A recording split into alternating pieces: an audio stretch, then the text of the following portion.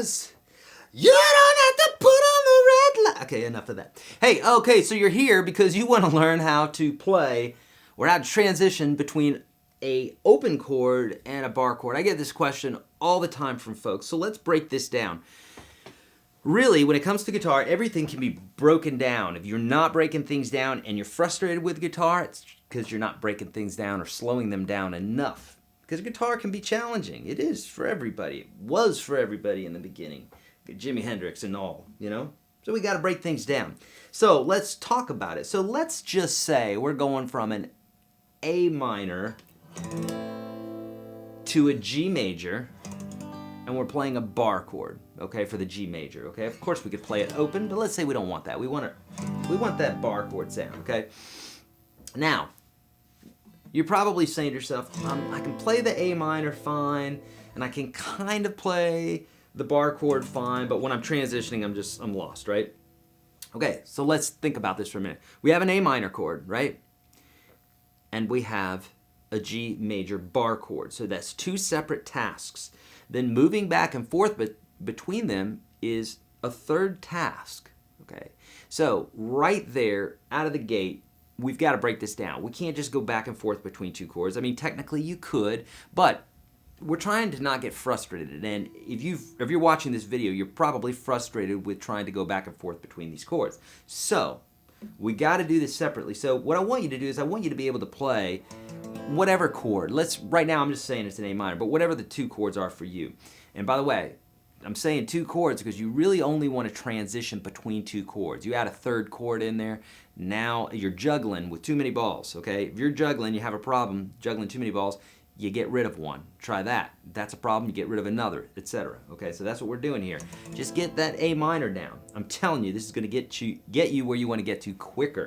I've seen it happen hundreds of times. So we play our A minor. We're playing that one fine, right? Now separately, you're going to get used to playing your bar chord, whatever it is. In this case, here a G major, okay? So you get used to playing that by itself. Forget about the A minor, forget about switching back and forth between anything. Just focus. G. And you do that over and over again. Okay, that's good. Okay? You just do that over and over again until that chord feels good. By the way, if you have problems playing this chord, you need to watch my effing F chord video here on YouTube. Just type in E-F-F-I-N-G, F chord, and you'll find it. Okay? It's helped a lot of folks. So I'm breaking the chord down to mini pieces that anybody could get. A baby could get it. Okay? And then we build it up. We build that chord out from there. So it's the same formation that I show you in that F chord video. Okay? Now, if you're having issues with individual notes, doing that, watching that F chord video and going through that routine is really going to help a lot. Let's assume that now you've practiced that chord, that one chord, the G here, and you're good at it now, and you're like, I got this, this is great. Okay, bam, now we're on our way.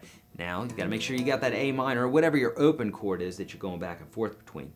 Boom, that's step two. Now, the hard part, or the harder part, is the transition. And I say it's the harder part, it's really not. You learning this bar chord is going to be the hardest part. But going back and forth between may seem like the harder part for you, but this is what I want you to remember, and this is super important, is whenever you're concentrating on something on guitar, okay, whenever you're trying to get good at something, play it slowly and accurately. Don't worry about speed. Get that word out of your mind, speed, in regards to guitar, because it will happen, but it will never happen before you put the right amount of practice in it. It's not like some magical thing that any guitar teacher can show you. Yes, there are tricks, picking tricks and what have you that might get you there if you're already practicing a lot. There are tricks to kind of, you know, I go over all this stuff, economy picking and that sort of thing. But what I'm saying is, if you're not putting into practice, there's no trick that a guitar teacher or a book or something like that's going to tell you that you're not going to, it's going to help you. You got to be practicing. And if you're practicing a bunch and then you get that tip, that will help, okay? So, we've got this chord here, all right? Now, what I want you to do is I want you to, if you're on one chord, let's say you're on the A minor chord, so much of you forming that chord is happening up here. it has less to do with the fingers than it has to do with the brain. So what you want to do is, before you jump off of this rock and jump onto another rock, you got to size up that next rock. Think about it like if you were jumping across a river. You have to think about that next rock. How far away is it? Can I reach it? Does it have slime on it? If I fall, are there other rocks to fall on? That sort of thing. So you have to size it up. You would never jump off of one rock and then in midair start looking for the next rock to land on. That'd be very dangerous, right? So you want to make sure that you size up that next chord. So this makes sense with chords, but if it doesn't make sense to you, or makes sense with rocks, if it doesn't make sense to you with chords, make it make sense. Do this, okay? So you're on your A minor chord. Now here's the trick. Here's the biggest part. You're thinking of that G chord. You're thinking of that G bar chord. Which fingers go where? You're in your mind's eye. You're seeing it in your imagination. Before you do it, you're seeing each finger go where it should go. If not, you're jumping off of that rock and then deciding in midair where everything's going to go. Don't do that, okay? So here we are. I'm going to lead with my first finger. Usually what I like to do is I like to build my chords from the low note up to the higher note. Reason being is we pick down, so we're hitting those lower notes first, so it gives you microseconds to get those other fingers in place. And trust me, those microseconds really pay off, because I notice it all the time when I'm doing stuff and I'm forming a chord and I get to the other notes in time, but I'm forming the chord as I'm actually already picking it. It happens all the time. So here's my chord, and then I'm thinking of that G chord ahead of time. No pressure. This is just you're wanting to make sure that you can do it. And then you go to your G. It's a shifting of gears. It really is. So it's not easy for anybody. And then you got your G chord, and then you pick that. And then you think about your A minor. You see it in your mind's eye, and then you set it up one finger at a time, and then bingo bango. Like I said, when you set your fingers up, you're going to do from the low note to the high note. So that's important. But what happens is people say, well, I see people moving just one movement just like that. Well, it looks like that. But realistically, when they were learning the chord too, they were doing one finger at a time. No one practices just grabbing the chord.